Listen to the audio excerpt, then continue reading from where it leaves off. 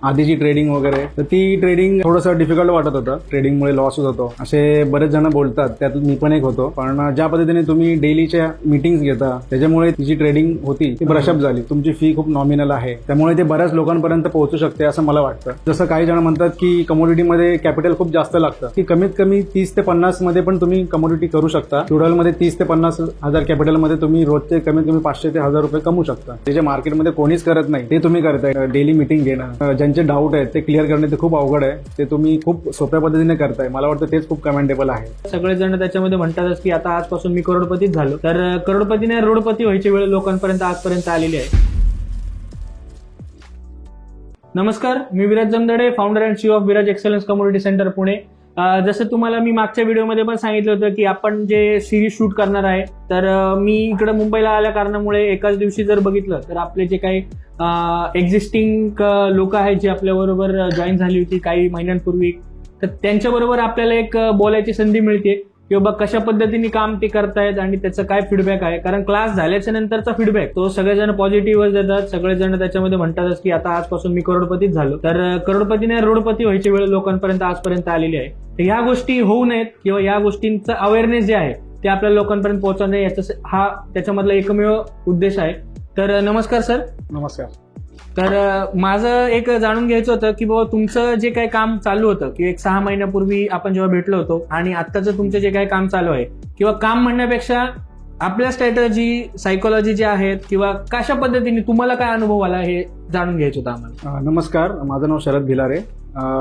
जसं तुम्ही म्हणाले की आधीची ट्रेडिंग वगैरे, तर ती ट्रेडिंग थोडंसं डिफिकल्ट वाटत होतं. पण ज्या पद्धतीने तुम्ही डेलीच्या मीटिंग्स घेता त्याच्यामुळे ते एक ब्रशअप झाले. ती जी ट्रेडिंग होती ती ब्रशअप झाली. बरोबर. आणि डेली मीटिंगमध्ये काही डाऊट सॉल्व्ह होतात, काही कॉन्फिडन्स येतो. आणि ह्याच्यानंतर काय फ्युचरचे प्लॅन काय आहेत की बाबा याच्यामध्येच करायचं आहे का मी फक्त आज भेटायला आलो म्हणून तुम्ही म्हणणार की हो मी हेच करणार आहे, आणि गेल्याच्या नंतर म्हणजे असतं बऱ्याच लोकांचं की बाबा गेल्याच्या नंतर म्हणणार की नाही हे होतच नाही किंवा हे आम्ही कधी बघितलेलंच नाही, अशा गोष्टी फक्त आम्हाला बोलायचं म्हणून आम्ही जबरदस्ती बोललो, अशातला काही भाग असू शकतो. तर हेच सांगायचं मला, म्हणजे तुमच्याकडून मला हेच जाणून घ्यायचंय की ऍज अ जेन्युअन पर्सन बाबा तुमचं एक समाजासाठी काहीतरी देणं लागतं की बाबा आज ना उद्या आपल्याला काहीतरी कोणासाठी काहीतरी करणं आहे. तर तुमचं काय सांगाल की बाबा हार्ड अँड फास्ट लोकांनी जे काही कमवलेले पैसे आहेत, जे कष्ट करून लोक आज त्याच्यामध्ये घरात हे करतात, तर त्या लोकांसाठी तुमचं काय सांगाल. जसं तुम्ही म्हणाले की तुमची फी खूप नॉमिनल आहे, त्यामुळे ते बऱ्याच लोकांपर्यंत पोहोचू शकते असं मला वाटतं. आणि जसं काही जण म्हणतात की कमोडिटीमध्ये कॅपिटल खूप जास्त लागतं. बरोबर. तर माझं म्हणणं असं आहे की कमीत कमी 30 ते 50 मध्ये पण तुम्ही कमोडिटी करू शकता. बरोबर. त्याच्यामध्ये जसं आहे एक तर क्रूड ऑइल आहे. क्रूड ऑइलमध्ये 30 ते 50 हजार कॅपिटलमध्ये तुम्ही रोजचे कमीत कमी 500 ते 1000 रुपये कमवू शकता. बरोबर. असं आहे. तर जसं की बघतो आपण ट्रेडिंगमुळे बऱ्याच लोकांचं नुकसान होतं. ट्रेडिंगमुळे जे आहे ते बरेच लोक त्याला नावं ठेवतात की बाबा नाही याच्यामध्ये केलं तर आमचा लॉस होतो, याच्यामध्ये केलं तर आमचा प्रॉफिट होतो.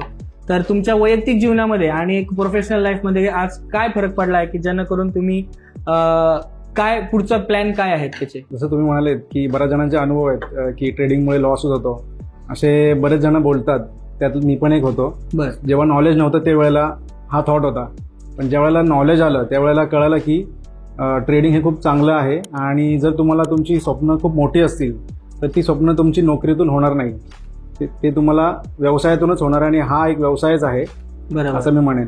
आणि हे याच्यामध्ये एक चांगली गोष्ट आहे की तुम्हाला 12 तासासाठी अवेलेबल आहे. बरोबर. सकाळी 9 ते रात्री 9 वाजेपर्यंत. बरोबर. त्यामुळे तुम्ही एक्सक्यूज देऊ शकत नाही. त्यामुळे तुम्ही नोकरी करून पण तुम्ही ट्रेडिंग करू शकता असं आहे. बरोबर. आता जसं मी नोकरी करत करत इव्हिनिंगला मी इंटरडे करतो. बरोबर.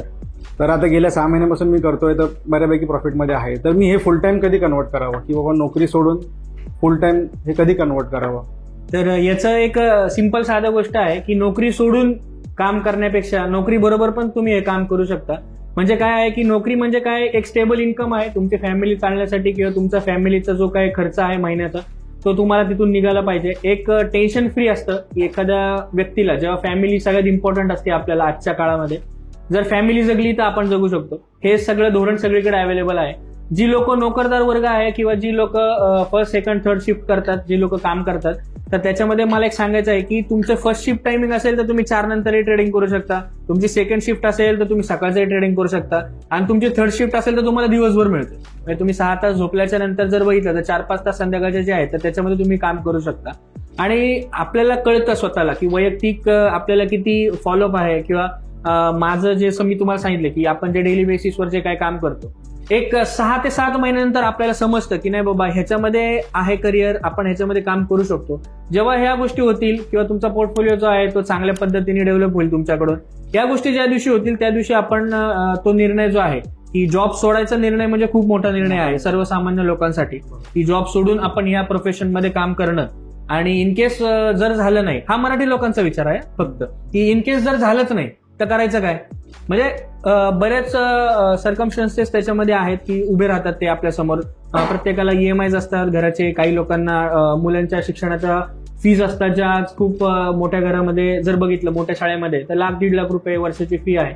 तर या सगळ्या गोष्टी जर तुम्हाला मॅनेज करायच्या असतील तर माझं एक सजेशन आहे की सुरुवातीच्या काळामध्ये तुम्ही पूर्णपणे आधी नॉलेज घ्या. जेव्हा तुम्ही पूर्णपणे नॉलेज घ्याल त्यावेळेस तुम्हाला काम करण्याची पद्धत, आपली पद्धत काय आहे, आणि डेली बेसिसवर जेव्हा तुम्हाला कॉन्फिडन्स येईल की नाही बाबा मी आता इथून पुढे जे आहे ते चांगल्या पद्धतीने त्याच्यामध्ये काम करू शकतो, तेव्हाच आपण फुल टाइम आपण याच्यामध्ये उतरू शकतो. ठीक आहे. तर जसं बघितलं शरद सर होते, काही दिवसांपासून आपल्याबरोबर काम करतात, काही महिने झाले आपल्या क्लासला जॉईन होऊन. जवळजवळ माझ्या मध्ये तुम्हाला आता सप्टेंबरला म्हणजे माझ्यामध्ये 4-5 महिने होतील. तर 5 महिन्यामध्ये तुम्हाला असं काय वाटलं की जे आमच्यासाठी म्हणजे ऍज अ विराज जमदडेसाठी काय बेनिफिशियल असू शकतं, की बाबा अजून काय याच्यामध्ये ऍड केलं तर लोकांपर्यंत ते चांगल्या पद्धतीने पोहोचू शकेल असं तुम्हाला वाटतं? माझ्या मते तरी तुम्ही बऱ्यापैकी करताय, म्हणजे जे मार्केटमध्ये कोणीच करत नाही ते तुम्ही करताय. डेली मीटिंग घेणं आणि रोज ज्यांचे डाऊट आहेत ते क्लिअर करणे ते खूप अवघड आहे, ते तुम्ही खूप सोप्या पद्धतीने करताय. मला वाटतं तेच खूप कमेंडेबल आहे. त्यामुळे वेगळं असं काही करण्याची गरज नाहीये. जे सोपं आहे तेच अवघड असतं. बरोबर.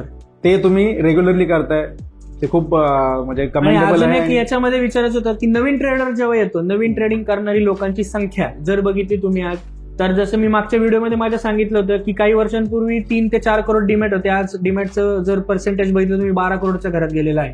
म्हणजे काय आहे की लोकांना आज काय झालेलं की ट्रेडिंग विषयी जागरूकता म्हणा किंवा इन्व्हेस्टमेंट विषयीची जी जागरूकता आहे ती लोकांमध्ये आज पसरत चाललेली आहे आणि त्यांना याच्यामध्ये पैसा दिसायला लागलेला आहे. पण नवीन ट्रेडरनी काय केलं पाहिजे किंवा कशा पद्धतीने त्याच्यामध्ये काम केलं पाहिजे हे आपण म्हणजे माझं तर एकमेव उद्दिष्ट आहे की जे माझ्याकडे लोक येतात, जे पहिला व्यक्ती असू द्या किंवा शेवटचा व्यक्ती असू द्या, त्या व्यक्तीला तेवढंच समजलं पाहिजे जे की 6 महिन्यापूर्वी व्यक्तीला समजायला आणि माझ्याकडून जो काय रिस्पॉन्स पाहिजे तो मिळाला पाहिजे. तर हेच मुद्दा आहे. तर तुम्ही माझी इथं आलात आणि 2 शब्द तुमचे काय जेन्युइन तुमचा रिव्ह्यू होता तो दिलात, त्याच्याबद्दल थँक्यू व्हेरी मच. असेच जर व्हिडिओ आहेत तर ते पुढे तुमच्या पॉडकास्टचे जे आहेत ते सिरीज कंटिन्यू करून आपण त्याच्यामध्ये काम करत राहू. आणि क्लास नंतरच्या रिव्ह्यू पेक्षा 5 महिन्यानंतरचे रिव्ह्यू मे बी थोडेफार चांगले असू शकतात, वाईटही असू शकतात. लोकांचा अनुभव त्याच्यातून आपल्याला कळतो, लोकांचे मेसेजेसवरून आपल्याला त्या गोष्टीचे अनुभव कळतात की कशा पद्धतीने आपलं काम चालू आहे आणि कशा पद्धतीने काम केलं पाहिजे. तर याच्यासाठी चॅनलला सबस्क्राईब करा आणि इथून पुढेही मला सपोर्ट तसंच तुमच्याकडून राहू. थँक्यू.